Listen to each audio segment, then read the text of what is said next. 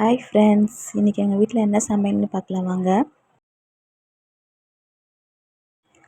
சுவையான தக்காளி சாதம் செஞ்சுருக்கேன் ஃப்ரெண்ட்ஸ். தக்காளி சாதம்னு பார்த்தீங்கன்னா குக்கரில் செய்யாமல் தக்காளியை எண்ணெய் ஊற்றி நல்லா வதக்கிட்டு மிக்ஸி ஜாரில் போட்டு அரைச்சிட்டு வெங்காயம், கருவேப்பிலை, வெங்காயம், பச்சை மிளகாய் போட்டு நல்லா தாளிச்சிட்டு அதில் கொஞ்சம் இஞ்சி பூண்டு பேஸ்ட்டு போட்டு நல்லா வதக்கிட்டு அதுக்கப்புறம் அரைச்ச தக்காளி விழுதை போட்டுக்கிறேன். போட்டு வெறும் மிளகாய்த்தூள் கொஞ்சம் சேர்த்துக்கணும்.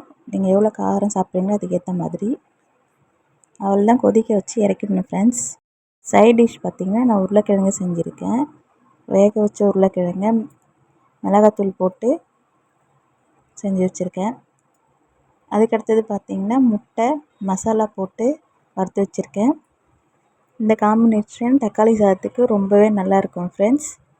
நீங்களும் ட்ரை பண்ணி பாருங்கள், எப்படி இருக்குன்னு சொல்லுங்கள். வீடியோ பிடிச்சிருந்தா சப்ஸ்கிரைப் பண்ணுங்கள், லைக் பண்ணுங்கள், ஷேர் பண்ணுங்கள், கமெண்ட் பண்ணுங்கள். Bye friends.